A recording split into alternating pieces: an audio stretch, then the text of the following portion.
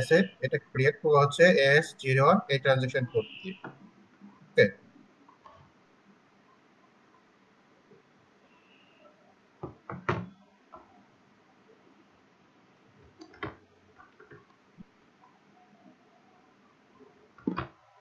বো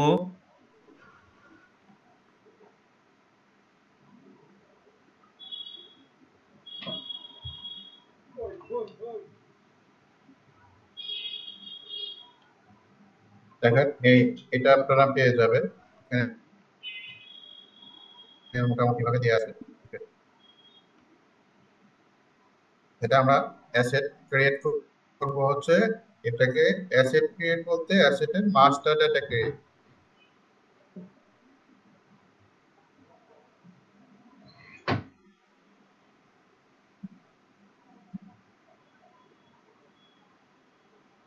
S01 প্রথমে যে জিনিসটা লাগবে সেটা হচ্ছে অ্যাসেট ক্লাস।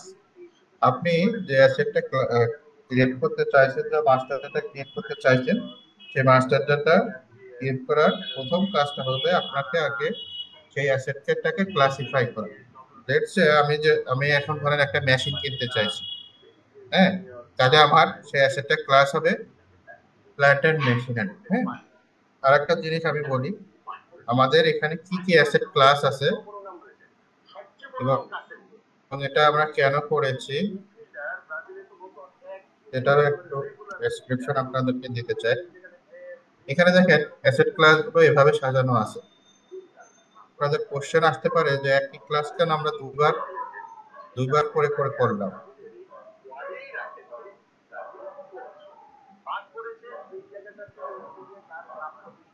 হ্যাঁ, দেখেন প্রথম আছে factory land, factory head office, sorry head office land, দুইটা ল্যান্ড দুইবার আছে, বিল্ডিং দুইবার আছে, মেশিন দুইবার আছে, ফার্নিচার ফিক্সচার দুইবার আছে, ইকুইপমেন্ট দুইবার আছে, ভেহিকেল দুইবার আছে, কম্পিউটার ইকুইপমেন্ট দুইবার আছে, ইনটেনজিবল অ্যাসেট দুইবার আছে, অ্যাসেট আন্ডার কনস্ট্রাকশন একবারই আছে।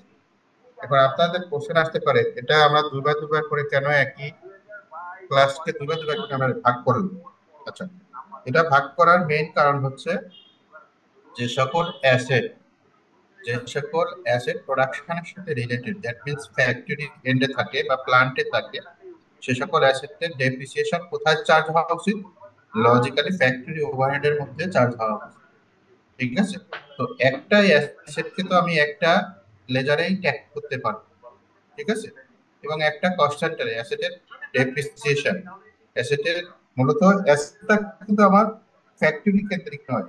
এখানে অ্যাসেটের খরচটা, অ্যাসেটের মেইনটেনেন্স খরচ হতে পারে, অ্যাসেটের ডেপ্রিসিয়েশন খরচ হতে পারে, ডেপ্রিসিয়েশনের পোস্টিং হতে পারে, এটা নিয়ে হচ্ছে আমরা কনসার্ন।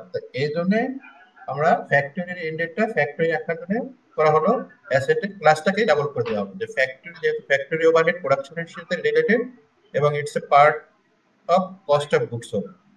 দ্যাটস ওয়াই আমরা কি করলাম, সিদ্ধান্ত নিলাম যে না, আমরা এই ক্লাসকে আমরা দুই ভাগে ভাগ করে ফেলি, ফ্যাক্টরিটা সম্পূর্ণ সেপারেট আদার দেন ফ্যাক্টরি। এই জন্য হচ্ছে অ্যাসেটের ক্লাসটাকে ডাবল ডাবল করা। হ্যাঁ, তো কেউ যদি মনে করে যে না, আমরা অ্যাসেটের ক্লাসটাকে ডাবল ডাবল করতে চাই না, আমরা একটা অ্যাসেট ক্লাসে রাখতে চাই। মূলত এখানে অ্যাসেট ক্লাস কয়টা? Land, building, machinery, furniture fixture, other equipment, vehicle, computer equipment বা আইটি ইকুইপমেন্ট, ইনট্যাঞ্জিবল অ্যাসেট। এই আটটা হচ্ছে আমাদের, সরি, একটা, দুটা, তিনটা, চারটা, পাঁচটা, ছয়টা, সাতটা, আটটা, আটটা হচ্ছে আমাদের অ্যাসেট ক্লাস। ঠিক আছে, আটটা হচ্ছে অ্যাসেট ক্লাস। এর বাইরে আর একটা হচ্ছে asset under construction. Asset under কনস্ট্রাকশনটা যেটা আমরা ওদিনে আলাপ করছিলাম, যে অ্যাসেটটা আসলে আমার এই মুহূর্তে ক্যাপিটালাইজ করা পসিবল হচ্ছে না, বাট সেখানে কিন্তু আমার প্রতিনিয়ত কিছু না কিছু ট্রানজেকশন হচ্ছে, তাহলে সেটা আমার কোথায় পোস্টিং দিব?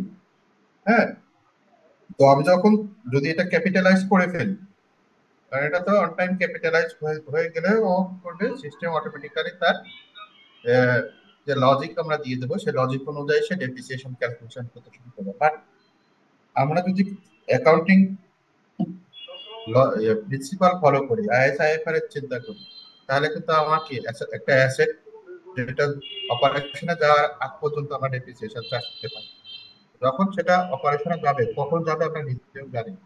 দ্যাটস ওয়াই ওটাকে আমরা আন্ডার কনস্ট্রাকশনে রাখবো, এবং আন্ডার কনস্ট্রাকশনে যতদিন থাকবে ততদিন সেটার উপর কোনো ডেপ্রিসিয়েশন চার্জ হবে না, সেটা হবে জিরো ডেপ্রিসিয়েশন। তাহলে আন্ডার কনস্ট্রাকশনে থেকে যখন সেটা ফাইনালি ক্যাপিটালাইজ করা হবে, তখন সেটা ডেপ্রিসিয়েশন করা হবে।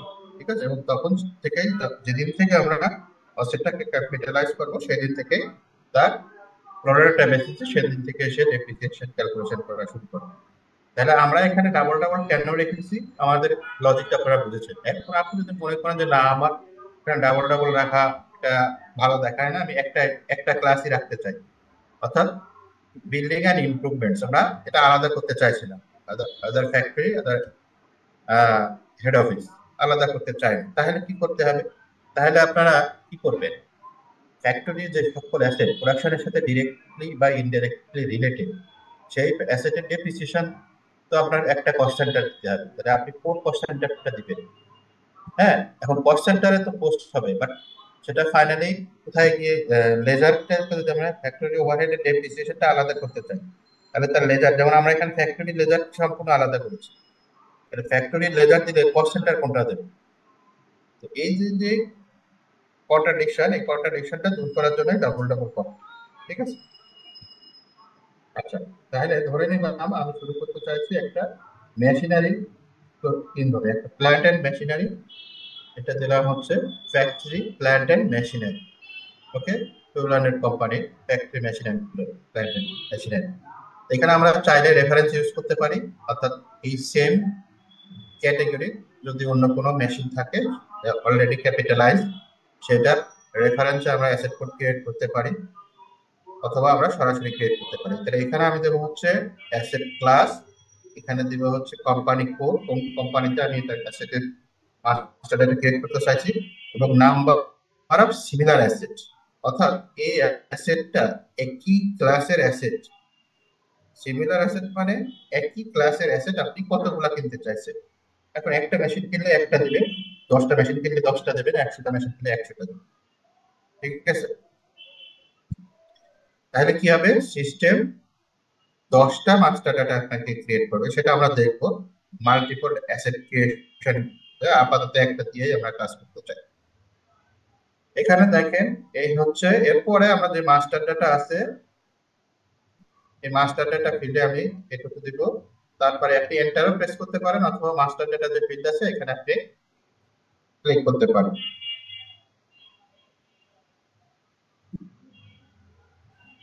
আমি এন্টার দিলাম, এন্টার দিলে দেখেন প্রথম আছে জেনারেল ট্যাব। ওকে, জেনারেল ট্যাবে ফার্স্ট অপশন দেখেন, এটা ম্যান্ডেটরি ফিল্ড ডেসক্রিপশন, আসলে আমি কি মেশিন কিনতে চাইছি। ধরেন একটা লিখলাম ইনজেকশন মোল্ড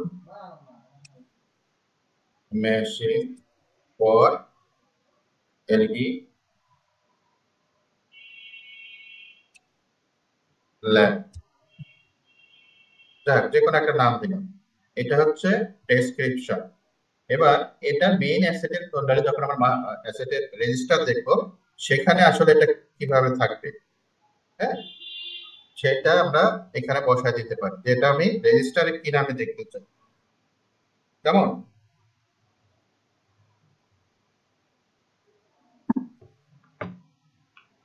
আপনাদের উপস্থিতি এত কম কেন? 50% উপস্থিতি নাই। আচ্ছা, তারপরে আসেন, এখানে আছে সিরিয়াল নাম্বার। এখন ওই যে মেশিনটা আমরা কিনবো, আরেকটা জিনিস, এটা মাস্টার ডেটা আমরা ক্রিয়েট করতেছি, তো ইনিশিয়াল স্টেজে যতটুকু আমরা ইনফরমেশন পাবো ততটুকু দেবো, বাট মাস্টার ডেটা কিন্তু অলওয়েজ এডিটেবল। আপনি চাইলে ডেপ্রিসিয়েশনের ওই ফিল্ডটা ছাড়া ডেপ্রিসিয়েশনটাও ফিল্ডটা এডিট করতে পারবেন, বাট ডেপ্রিসিয়েশনের ফিল্ডটা যদি আপনি এডিট করেন তাহলে অ্যাসেটের পুরা অ্যাসেটের রেজিস্টারে বা আপনার অ্যাকাউন্টসে বড় ধরনের একটা ইম্প্যাক্ট হবে, সেটা মাথায় রেখে আপনাকে করতে হবে। ঠিক আছে, যে আপনি আগে ডেপ্রিসিয়েশন দিয়েছেন 10 বছর, এখন দিলেন যে না এটা ডেপ্রিসিয়েশন 10 বছর না, এটা আসলে ডেপ্রিসিয়েশন হবে 5 বছর। ঠিক আছে, তো এই ধরনের যে কনসিকুয়েন্স তৈরি হবে, এই কনসিকুয়েন্সটা মাথায় রেখে কিন্তু আপনাকে করতে হবে, এই চেঞ্জ ডেপ্রিসিয়েশন বা এগুলো চেঞ্জ করতে হবে। বাট অন্যান্য মাস্টার ডেটা যেগুলো আছে সেগুলো আমরা চাইলে যে কোনো সময় এডিট করতে পারবো। আচ্ছা, এবার আসেন সিরিয়াল নাম্বার। ওই অ্যাসেটে যদি কোনো সিরিয়াল নাম্বার থাকে, কোনো ইনভেন্টরি নাম্বার থাকে, কোয়ান্টিটি আর হচ্ছে ইউনিট অফ মেজার। এই প্রথম এই ফিল্ডটা হচ্ছে কোয়ান্টিটি, এই ফিল্ডটা হচ্ছে unit of measure. Unit of measure আমরা দেবো ইএ। এখানে সার্চ করলে আপনারা 188টা মেজারমেন্টের ইয়ে পাবেন। এখানে 188টা, তো এর ভিতর থেকে আপনার ইউনিট অফ মেজারটা খুঁজে নেব, অথবা ইচ, ইএ। আমরা যদি এটাকে অ্যাসেন্ডিং ডিসেন্ডিং করি, A B C D E, এই হচ্ছে ইচ। ঠিক আছে, নিচের দিকে যাই। নিচের দিকে দেখেন ইনভেন্টরি, লাস্ট ইনভেন্টরি, এগুলো হচ্ছে যে যখন আপনারা ইনভেন্টরি করেন তখন ইনভেন্টরির একটা নাম্বার এখানে দেওয়া হয়, সে ধরনের নাম্বার। ইনভেন্টরি কোনো নোট থাকলে দেবে ক্যাপিটালাইজ, অর্থাৎ যদি আগে একবার ক্যাপিটালাইজ হতো ফার্দার এটা আবার নতুন করে ক্যাপিটালাইজ হচ্ছে কিনা, এই ধরনের ইনফরমেশন। বাট বেসিক ইনফরমেশন হচ্ছে এইগুলাই। এগুলো দেওয়ার পরে আমরা নেক্সট ট্যাবে চলে যাব। অর্থাৎ ইনিশিয়াল স্টেজে আমার যতটুকু ইনফরমেশন দরকার আমার ঠিক ততটুকু ইনফরমেশনই দিব। হ্যাঁ, এরপরে টাইম ডিপেন্ডেন্ট এই ফিল্ডে যাব। এই ফিল্ডে আছে দেখেন কস্ট সেন্টার। কস্ট সেন্টার কেন এখানে ম্যান্ডেটরি ফিল্ড আছে? কারণ এই অ্যাসেটটা যখন ডেপ্রিসিয়েশন শুরু হবে, ডেপ্রিসিয়েশন তো আর আমরা এন্ট্রি দিব না, ম্যানুয়াল এন্ট্রি দিব না। এখানে আমার 10,000 অ্যাসেট, 10,000 অ্যাসেটের ডেপ্রিসিয়েশন ম্যানুয়াল এন্ট্রি দেওয়া সম্ভব? বা 10,000 লাইন আইটেমের কি ম্যানুয়াল কস্ট সেন্টার দেওয়া সম্ভব? অবশ্যই সম্ভব না। তাহলে আপনাকে কি করতে হবে? অ্যাসেট মাস্টার ডাটা যখন আপনি ক্রিয়েট করবেন তখনই আপনাকে এই কস্ট সেন্টার, অর্থাৎ এই অ্যাসেটের ডেপ্রিসিয়েশন কোন কস্ট সেন্টারে যাবে, হুম,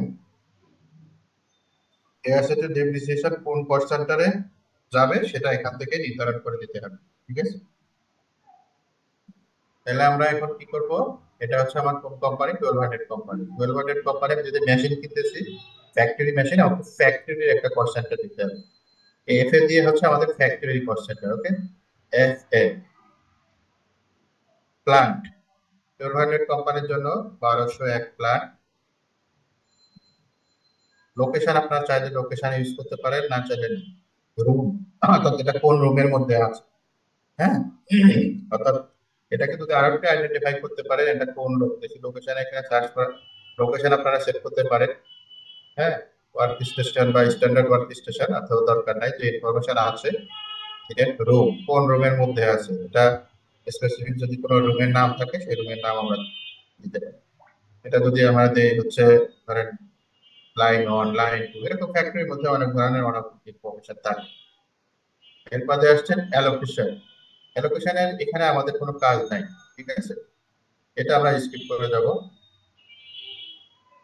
তারপর আসছে অরিজিন, এই ফিল্ডে কাজ আছে। তাহলে জেনারেল, টাইম ডিপেন্ডেন্ট, এর বাদে যাব হচ্ছে, আচ্ছা এটাকে আমরা একটু স্ক্রিনশট নিই।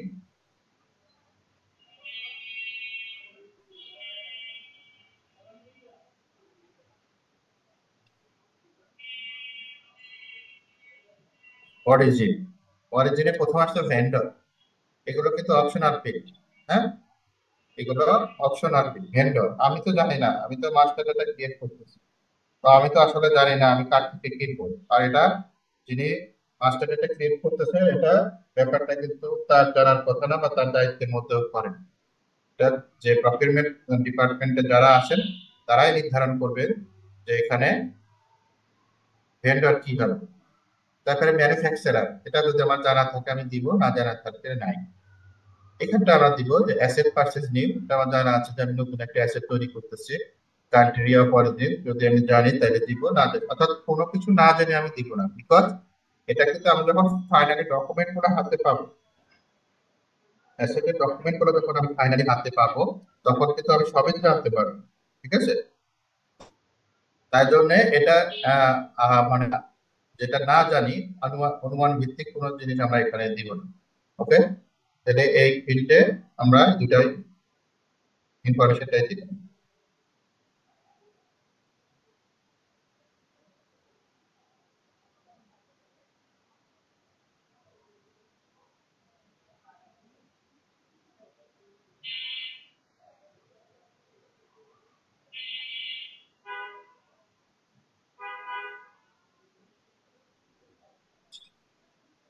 এবার ডেপ্রিসিয়েশন এরিয়া, যেটা নিয়ে আমরা কথা বলছিলাম, এটা হচ্ছে সেটা ডেপ্রিসিয়েশন এরিয়া।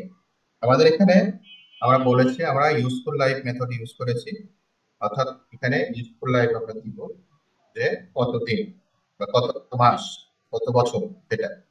আর ডেপ্রিসিয়েশন কি, এখানে দুইটা ডেপ্রিসিয়েশন কি আমরা ইউজ করব, একটা হচ্ছে SS1, একটা হচ্ছে SS2। SS1 হচ্ছে depreciation on useful life, SS2 হচ্ছে ডেপ্রিসিয়েশন জিরো ডেপ্রিসিয়েশন। কেন এই দুটা ইউজ করবো? যেহেতু আমাদের ডেপ্রিসিয়েশন মেথডটা হচ্ছে ডেপ্রিসিয়েশন অন ইউজফুল লাইফ, তার মানে এটাকে আমাকে দিতেই হবে। আর জিরো ডেপ্রিসিয়েশন কোনগুলো হবে, যেমন ল্যান্ড যদি আমি কিনি, ল্যান্ডের ক্ষেত্রে কিন্তু আমার কোনো ডেপ্রিসিয়েশন হবে না, ঠিক আছে? এই জন্য সেটাকে আমরা দিব জিরো ডেপ্রিসিয়েশন। অথবা আন্ডার কনস্ট্রাকশনের কোনো অ্যাসেট যদি আমরা ক্যাপিটালাইজ করতে চাই, হ্যাঁ, আন্ডার কনস্ট্রাকশনের অ্যাসেটের যদি মাস্টার ডেটা ক্রিয়েট করতে চাই, সেখানে কিন্তু আমার ডেপ্রিসিয়েশন মেথডটা দিতে হবে জিরো ডেপ্রিসিয়েশন। আমরা যদি ভুল করে এটা আবার ইউজফুল লাইফ দিয়ে দিই, তাহলে দেখা যাচ্ছে আন্ডার কনস্ট্রাকশনের অ্যাসেটের উপরে সিস্টেম ডেপ্রিসিয়েশন ক্রিয়েট করতেছে। এটা একটু কেয়ার করে দিব। এখানে আমরা SS1 বাই ডিফল্ট আসবে, বাট কেউ যদি চেঞ্জ করে তাহলে তো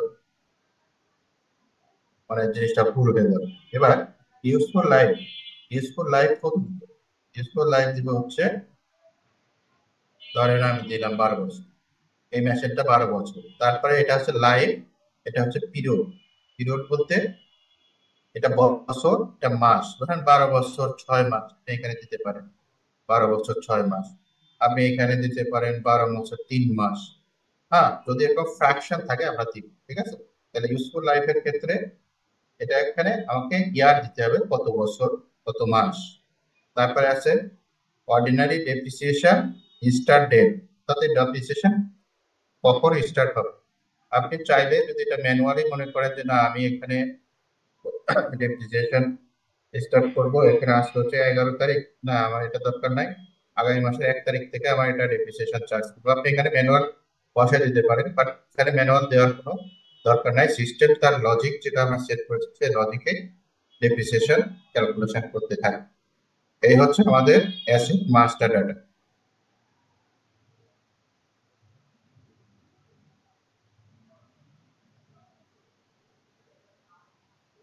এবার আমাকে আমরা কি করব, এটাকে সেভ করে দেবো। সেভ, সেভ, সেভ করলে ও এখানে কি চাইবে, একটা স্ক্র্যাপ ভ্যালু চাইবে। যেহেতু এটা ইউজফুল লাইফ, সিস্টেম আপনাকে চাইবে যে ইউজফুল লাইফ শেষে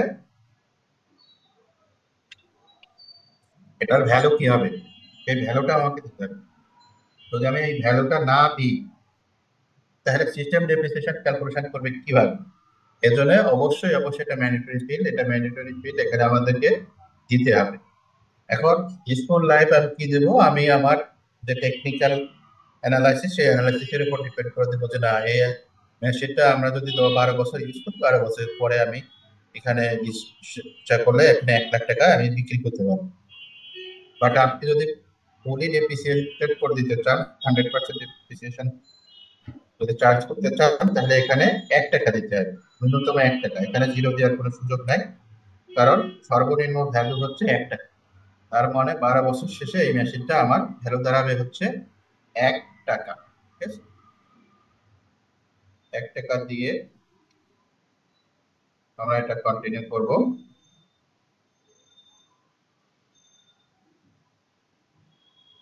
এটাকে সেভ করে দিলাম। এখানে আমার একটা অ্যাসেটের নাম্বারটা পড়ে, অ্যাসেটের নাম্বার পড়ে। এই হচ্ছে আমার অ্যাসেটের একটা নাম্বার পেলাম। এই নাম্বার দিয়েই কিন্তু আমাকে করতে হবে ভবিষ্যতে। এটাই হচ্ছে আমার আইডেন্টিটি, অর্থাৎ আমি যে অ্যাসেটটা ক্যাপিটালাইজ করতে চাইছি সেটা হচ্ছে অ্যাসেট, এবং এটা এই আইডেন্টিটি ইউজ করে আমাকে সমস্ত ইনফরমেশন এটার উপর বেস করে আমাকে তৈরি করতে হবে। এবার অ্যাসেট মাস্টার ডাটা ক্রিয়েট হইলো। এবার আমি একটা অ্যাসেট অ্যাকুইজিশন করব। ঠিক আছে,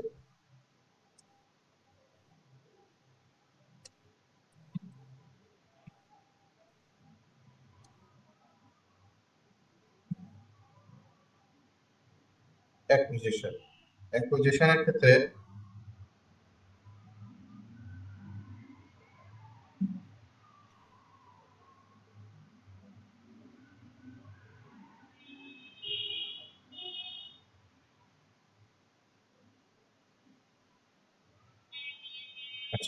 এফ ড্যাশ 90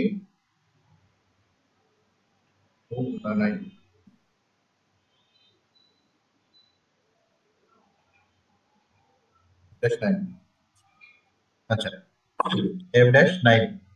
এখন অ্যাসেট অ্যাকুইজিশনের দুইটা প্রসেস। সরাসরি আমরা যদি ফাইন্যান্স থেকে করি, কোনো ধরনের কোনো এর প্রসেসের মধ্যে আমরা যদি না যাই, করলো একটা অ্যাসেট, আপনার যে কেউ একটা অ্যাসেট কিনে নিয়ে আসলো, একটা বিল নিয়ে আসলো, হ্যাঁ, সেই অ্যাসেটটাকে ফাইন্যান্সে দিল, ফাইন্যান্স সরাসরি এটাকে ক্যাপিটালাইজ করতে পারে। বাট প্রত্যেকটা ক্যাপিটালাইজেশনের আগে মাস্টার ডেটা ক্রিয়েট করা জরুরি। এটা হচ্ছে সরাসরি ফাইন্যান্স থেকে ডিরেক্ট অ্যাসেট অ্যাকুইজিশন করা সম্ভব বা অ্যাসেট পারচেজ করা। আমি দোকানে গেলাম, একটা মেশিন পছন্দ হলো, কিনে নিয়ে চলে আসলাম। দোকানে গেলাম, কম্পিউটার একটা পছন্দ হলো, কিনে নিয়ে বিল নিয়ে চলে আসলাম, এখানে ফাইন্যান্সে বিলটা জমা দিলাম। ঠিক আছে, এরকম হতে পারে।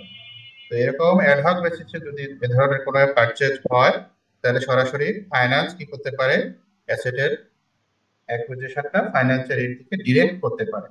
ফাইন্যান্সের এই অথরিটি আছে।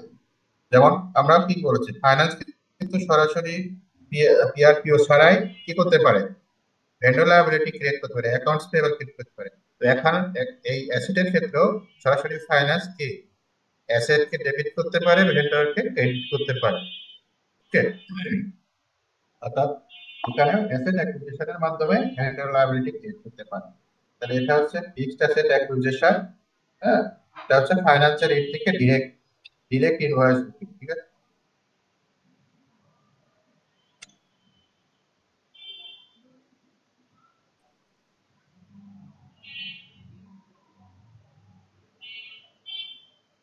ফাইন্যান্স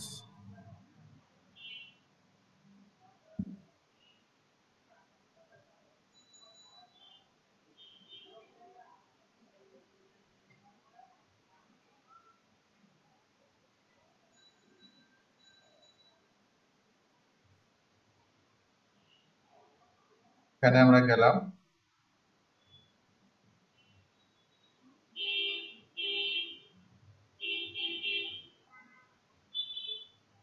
তারপর হচ্ছে যাবো অ্যাসেট পোস্টিং এর মধ্যে, acquisition, external acquisition, F dash 9 with vendor. সরাসরি ভেন্ডর থেকে যদি আমরা অ্যাকুইজিশন করি, তাহলে এই প্রসেস।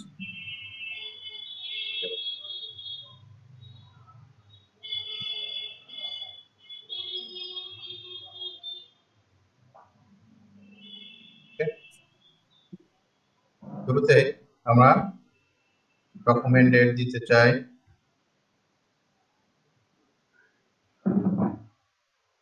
আচ্ছা, এখানে আমরা দেখেন ডকুমেন্ট টাইপটা একটু চেঞ্জ করে দেবো, যেহেতু আমি অ্যাসেট অ্যাকুইজিশন করছি। তো অ্যাসেট অ্যাকুইজিশনের ক্ষেত্রে অ্যাসেট ডকুমেন্ট টাইপ হচ্ছে এ এ এ হচ্ছে অ্যাসেট পোস্টিং। এ হচ্ছে অ্যাসেট পোস্টিং, যেহেতু আমরা অ্যাসেট পোস্টিং দিচ্ছি, এই জন্য এটাকে আমরা ডকুমেন্ট টাইপ দিব এ এ। রেফারেন্স আমি ইনভয়েস নাম্বার বা বিল নাম্বার একটা কিছু দিতে পারি। হ্যাঁ,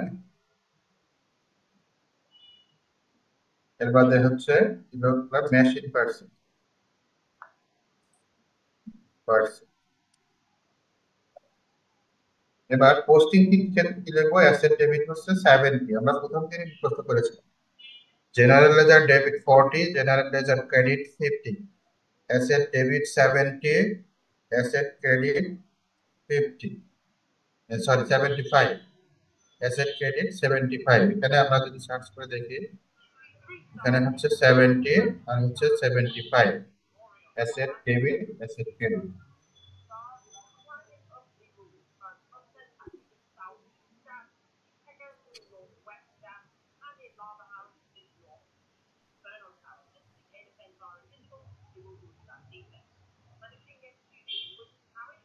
এবার এখানে অ্যাকাউন্ট, অ্যাকাউন্ট বলতে কোন অ্যাকাউন্টটা দিব আমরা? অ্যাসেটের যে মাস্টার ডাটা ক্রিয়েট করেছি এইটাই হচ্ছে অ্যাসেটের অ্যাকাউন্ট। অ্যাসেটের একটা মাস্টার ডাটা আমরা ক্রিয়েট করেছি না, এইটা, এইটা হচ্ছে তার অ্যাকাউন্ট। ওকে, এখানে একটা বাড়তি জিনিস আমাদেরকে দিতে হবে অ্যাসেট ট্রানজেকশনের ক্ষেত্রে। আমরা FP50 বলেন, FP01 বলেন, F-02 বলেন, আমরা কি করেছি এখানে পোস্টিং কি দিয়েছি, অ্যাকাউন্ট নাম্বার দিয়ে এন্ট্রি করে এন্টার প্রেস করেছি। কিন্তু অ্যাসেটের ক্ষেত্রে একটা বাড়তি ইনফরমেশন দিতে হবে, সেটা হচ্ছে T type, that means transaction type. অ্যাসেটের ক্ষেত্রে ট্রানজেকশন টাইপ এটা দিতে হবে। আর এখানে ট্রানজেকশন টাইপটা কি হবে? ট্রানজেকশন টাইপ হবে 100 এক্সটার্নাল অ্যাসেট অ্যাকুইজিশন। আচ্ছা, একটা হচ্ছে এক্সটার্নাল অ্যাসেট অ্যাকুইজিশন, একটা হচ্ছে ইন্টারনাল অ্যাসেট অ্যাকুইজিশন। এক্সটার্নাল আমরা কি হয়, আমরা বাইরে থেকে অ্যাসেট যেটা নিয়ে আসি এটা আমরা অ্যাকুইজিশন করি। আবার ইন হাউস হয় অনেক সময়, যেমন যারা টেলিভিশন বানায় তারা তো তাদের নিজের জন্যও কি করে, টেলিভিশনটা ইউজ করে, তখন সেটা বিক্রির জন্য করে, সেটা তার ইনভেন্টরি না। যখন সে সেটা তার অপারেশনের কাজে ইউজ করে তখন সেটা অ্যাসেট হয়। সেম যেমন এসি যারা বানায়, যে কোম্পানি, সেই কোম্পানি কি এসি ইউজ করে না? করে। তাহলে সে যখন সেটা সেলস এর জন্য রাখতেছে সেটা হচ্ছে তার ইনভেন্টরির মধ্যে থাকছে, বাট সে তার অফিসে ইউজ করতেছে বা অপারেশনের হেল্পের জন্য সেটা সে ইউজ করতেছে, তখন সেটা আর তার ইনভেন্টরিতে থাকছে না, তখন সেটা তার ফিক্সড অ্যাসেটে চলে যাচ্ছে। তখন সেখান সেই ইনভেন্টরি থেকে আমরা কি করতে পারি, ইন্টারনাল অ্যাকুইজিশনের মাধ্যমে সেটাকে ক্যাপিটালাইজ করতে পারি। এটাই। তাহলে এখানে হবে অ্যাসেট ট্রানজিশন টাইপ হবে 100, দ্যাট মিন্স এক্সটার্নাল অ্যাকুইজিশন।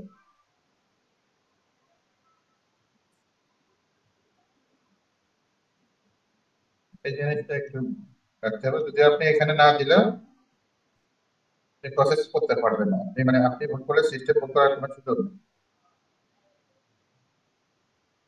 এবার এন্টার দিলাম। এখন এখানে মেশিনের দামটা কত হবে? মেশিনের দামটা ধরেন আপনি দিলাম 15 লাখ, কোয়ান্টিটি একটা। এখানে দেখেন অ্যাসেটের নাম্বারটা চলে আসছে। এবার আমি এটা দিলাম হচ্ছে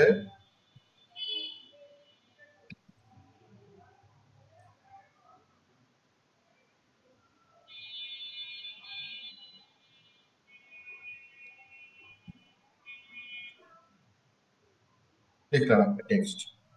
তাহলে অ্যাসেট ডেবিট, এটা হচ্ছে অ্যাসেটের ডেবিট পোর্শনটা হয়ে গেল। এবং অল্টারনেটিভ ক্রেডিট কি? অল্টারনেটিভ ক্রেডিট হচ্ছে ভ্যালু। যেহেতু আমি চেকিং করতেছি, আমি সরাসরি ইনভয়েসের মাধ্যমে এই অ্যাসেটটা অ্যাকুইজিশন করতেছি ইনভয়েস পোস্টিং এর মাধ্যমে। এবং এটা এখন এইবার এখানে আমার একটা ভেন্ডর কোড দিতে হবে। ভেন্ডর কি হবে, ক্রেডিট হবে না? ভেন্ডর ক্রেডিট কত বলতে পারবেন কি? 31 থেকে শুরু, ভেন্ডর ক্রেডিট 39 পর্যন্ত আছে। তাহলে আমরা যদি এটা ইনভয়েস বুক করতেছি, আমরা 31টাই হচ্ছে স্ট্যান্ডার্ড, 31 দিব। 31 দেওয়ার পরে এখানে আমরা একটা ভেন্ডরের কোড ইউজ করি, যে কোনো একটা ভেন্ডর আমরা ইউজ করতে পারি। আমি বলেছি আমরা 6 ডিজিটের একটা ভেন্ডর নেব।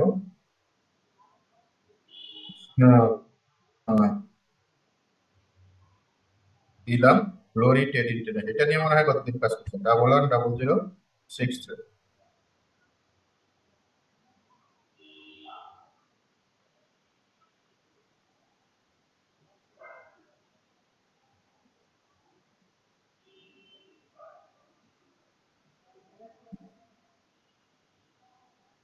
এন্টার দিলাম। এখন ও বলতেছে এই ভেন্ডরের 22,50,000 টাকা ডাউন পেমেন্ট আছে। অর্থাৎ কোনো একটা পিওতে আমরা মনে হয় এর আগের দিন এই ভেন্ডর নিয়ে কাজ করেছি, তখন একটা ডাউন পেমেন্ট ক্রিয়েট করেছি, তো ইনভয়েস করার সময় এই মেসেজটা দিচ্ছে। এবার এটা কপি করলাম, অ্যামাউন্ট, এবার টেক্সটটা কপি করতে চাই। ওকে, তাহলে আমার দুটো লাইন আইটেম দেখেন, লাইন আইটেম দুটা কমপ্লিট। ওকে, প্রথম লাইন আইটেম, দ্বিতীয় লাইন আইটেম কমপ্লিট। আমরা যদি এটাকে ওভারভিউ দেখি বা সিমুলেট করি, তাহলে কি হলো দেখেন, এই হচ্ছে আমার অ্যাসেট, এই হচ্ছে অ্যাসেটের কোডটা, অ্যাসেট ডেবিট, এই হচ্ছে অ্যাসেট ডেবিট, ভেন্ডর ক্রেডিট। সরাসরি যদি আমরা ফাইন্যান্সিয়াল রেট থেকে করি তাহলে আমাদের এই জার্নালটাই হবে। ওকে, অ্যাসেট অ্যাকুইজিশন,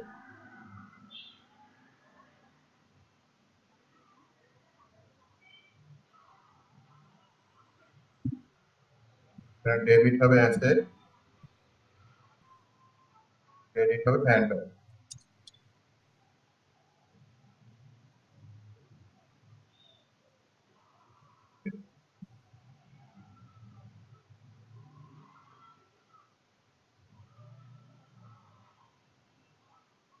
এবার এটাকে আমরা পোস্ট করে দিলে আমার অ্যাসেটটা ক্রিয়েট হবে।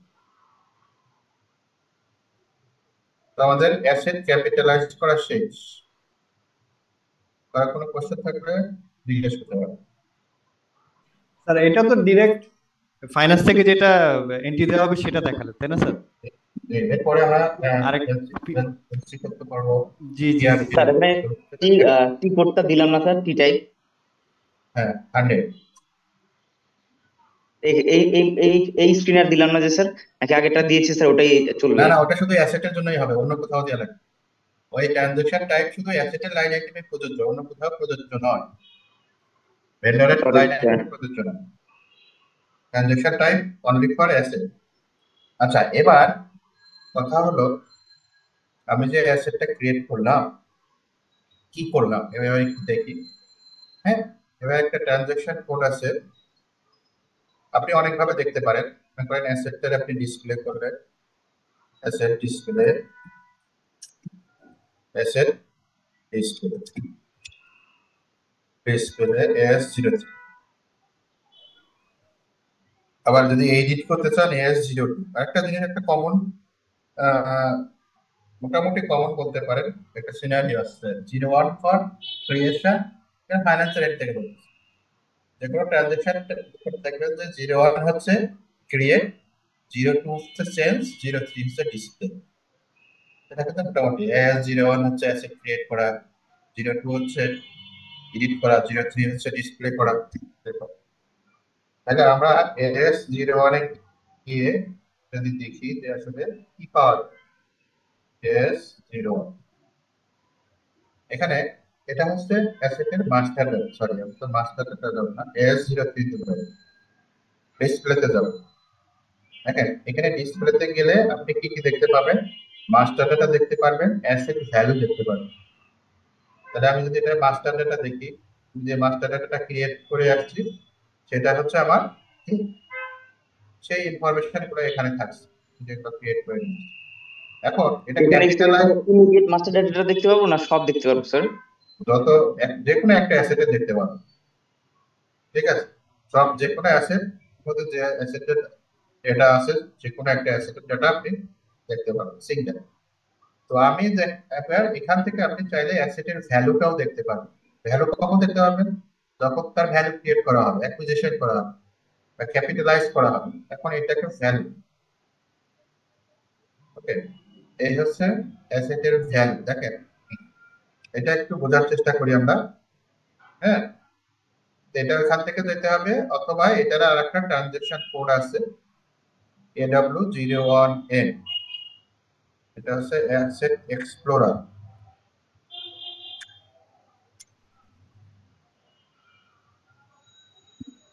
এই ট্রানজেকশন কোডটা খুবই কমন একটা ট্রানজেকশন কোড, A2001N, ঠিক আছে।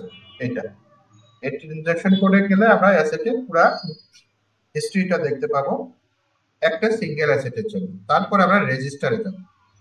ওকে, দেখেন এ হচ্ছে কোম্পানি কোড, তার অ্যাসেট এই ফিসকাল ইয়ারের মধ্যে আছে। প্রথম আমরা এই স্ক্রিনটা দেখি, বাম পাশে একটা স্ক্রিন আছে, সেটা একটু দেখি। এখানে হচ্ছে অ্যাসেট কোন মেথডের মেথডটা, যে বুক ডেপ্রিসিয়েশন এখানে আছে। ভেন্ডর, কোন ভেন্ডর থেকে আমরা কিনেছি সেটা, কস্ট সেন্টার, কস্ট সেন্টারে এই অ্যাসেটটা পোস্টিং হয়েছে এবং অ্যাসেটের জিএল অ্যাকাউন্ট, আমরা প্ল্যান্ট এন্ড মেশিনারি, হ্যাঁ, প্ল্যান্ট এন্ড মেশিনারি এটার মধ্যে কিনেছি, সেটা হচ্ছে এটার জিএল অ্যাকাউন্ট। এই অ্যাসেটটা কোন কোন জায়গায় কার থেকে কিনছি, কোন কস্ট সেন্টারে গেছে, কোন লেজারে গেছে, এগুলা ইনফরমেশন এই বাম পাশে আমরা পাবো। ডান পাশে পাবো হচ্ছে, আচ্ছা তার আগে আমরা একটু ওয়ার্কিং করে নিই। আমাদের অ্যাসেটটার ভ্যালু হচ্ছে কত, অ্যাসেটের ক্যাপিটালাইজেশন ভ্যালু কত, অ্যাসেটস 15 লাখ টাকা। ভ্যালু, ভ্যালু হচ্ছে 15 লাখ, ঠিক আছে। আর 1 টাকা যে এটার রেসিডুয়াল ভ্যালু আমরা রেখেছি বা স্ক্র্যাপ ভ্যালু, আমি 1 টাকা ইগনোর করে যাই, এটা ইউজফুল লাইফ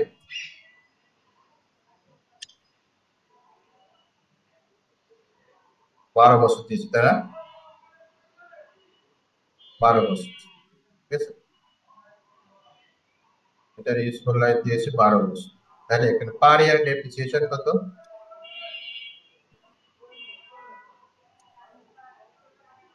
বলেন তো,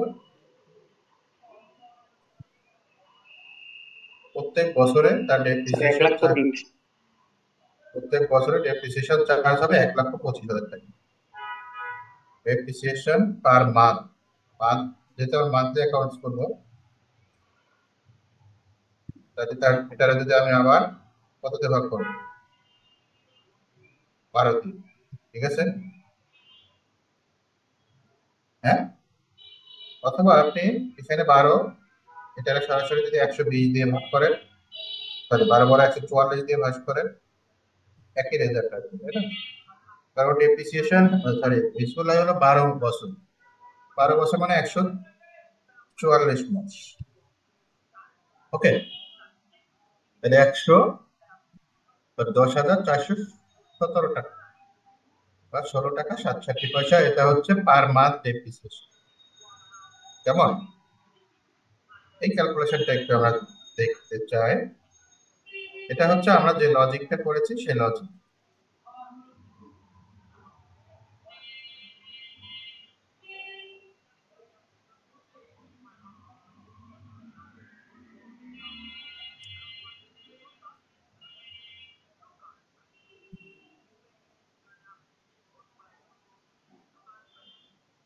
আচ্ছা, এটা থাকলো আমাদের ক্যালকুলেশনটা, বাট আমরা এবার সিস্টেমে যাই। সিস্টেমে এখানে 4টা ট্যাব আছে, একটা আছে plan value, posted value, comparison, parameter. এটা কিন্তু আমি বলতেছি প্ল্যান, অর্থাৎ আমি সিস্টেমটাকে যেভাবে কনফিগার করেছি এবং এই অ্যাসেট অ্যাকুইজিশনের জন্য যে ডেটা ইনপুট দিয়েছি, হ্যাঁ, সেটা সিস্টেম কি করেছে, তার এই অ্যাসেট নিয়ে তার প্ল্যানিংটা সে করে ফেলেছে। যখন অ্যাকুইজিশন হয়েছে, অ্যাকুইজিশন হওয়ার সাথে সাথেই তার প্ল্যান কমপ্লিট। আমরা একটা দেখি এখানে কি আছে, এটা হচ্ছে fiscal year start, chain, year in, তারপর কারেন্সি আছে। প্রথমটা লিখছে এপিসি ট্রানজেকশন, এপিসি বলতে অ্যাকচুয়াল প্রকিউরমেন্ট কস্ট, এপিসির মিনিংটা হবে কি,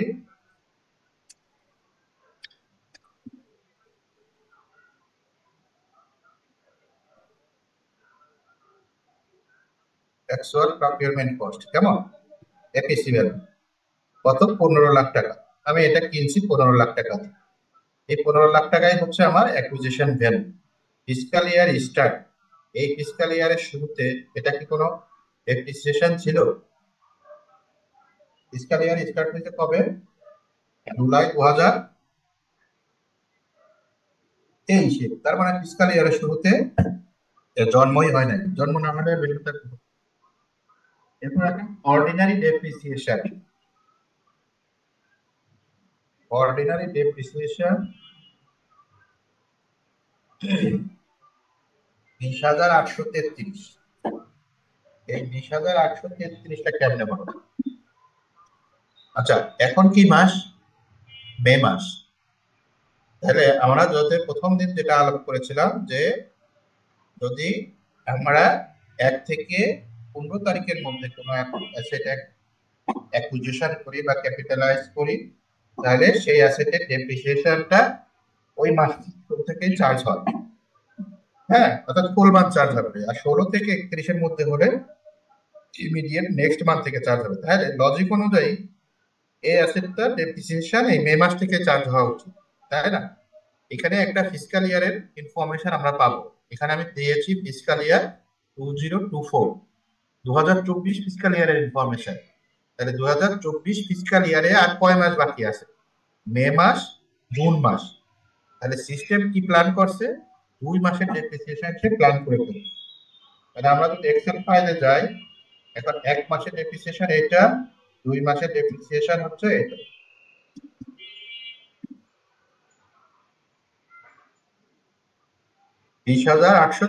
টাকা 33 পয়সা। এবার মিলছে?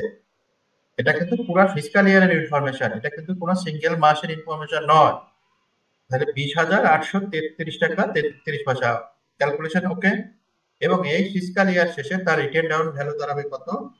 এই ফিসকাল ইয়ার শেষে তার ডব্লিউডিবি দাঁড়াবে কত? ডব্লিউডিবি আমি এই ফিসকাল ইয়ার থেকে যদি বাদ করি 15 লাখ মাইনাস এইটা, ওকে, 14,79,166 টাকা, 14,79,166 টাকা 67 পয়সা।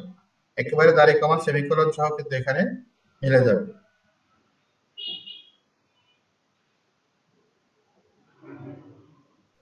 তাহলে স্যার অর্ডিনারি ডিপ্রিসিয়েশনটা হবে কিউমুলেটিভ, এটা আমাদের বুঝতে হবে। অর্ডিনারি ডেপ্রিসিয়েশন অবশ্যই কিউমুলেটিভ একটা ফিসকাল ইয়ারের জন্য 12 মাসে প্ল্যান করে ফেলছে। 12 মাসের না, ওর জীবনে পুরাটাই প্ল্যান করে ফেলছে। দেখাচ্ছি, তাহলে এইটুকু তো আমরা বুঝলাম না।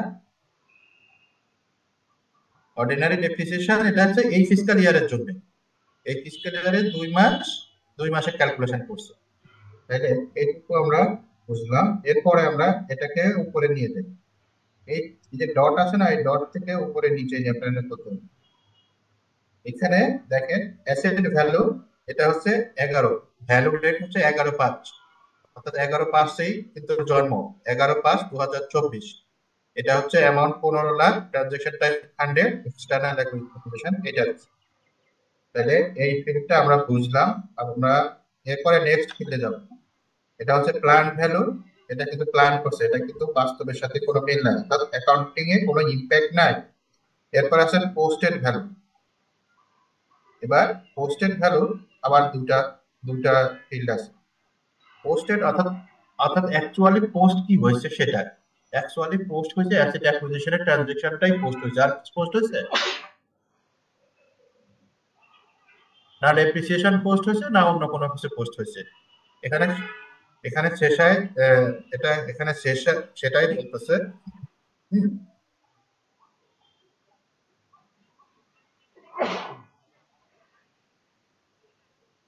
যে এপিসি ট্রানজাকশন ফিসকাল ইয়ার শুরুতে কিছু নাই, এই ইয়ারে হচ্ছে asset acquisition, net book value, এইটুকুই।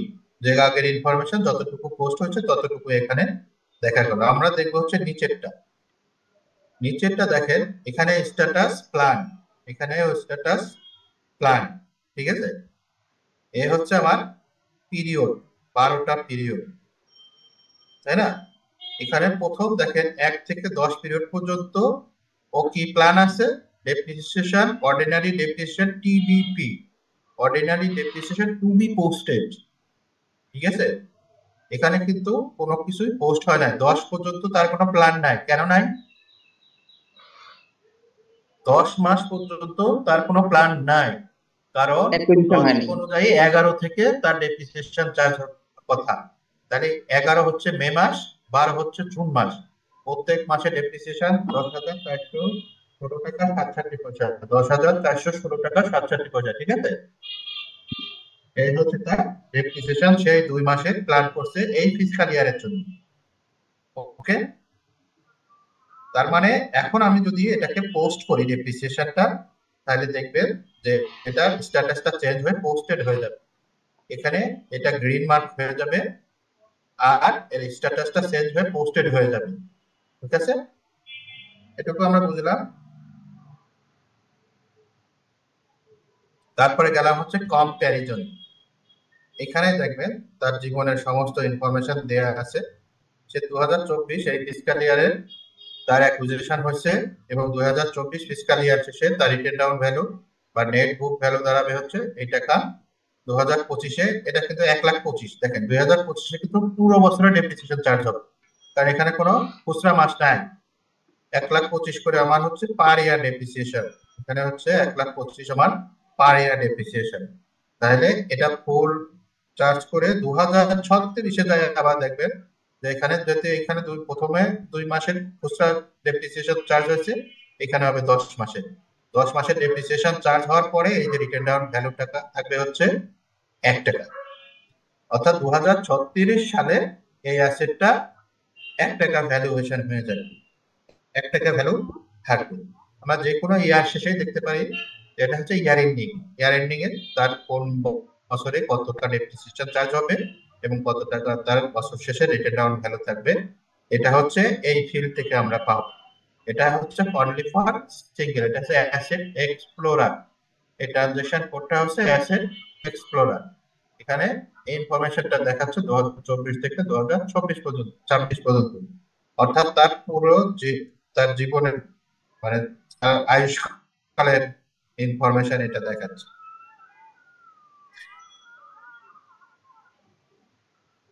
এবার যদি আমি 25 সালে যাই, টাইম পিরিয়ড বিটুইন 24। আচ্ছা, ইয়ার ক্লোজ করার পরে আমরা 25 সালে দিতে দেখাচ্ছি। আচ্ছা, এখান থেকে দেখাবো। আচ্ছা, এবার এই ফিল্ডটা আমরা কি বুঝলাম? অ্যাসেটের হিস্ট্রিটা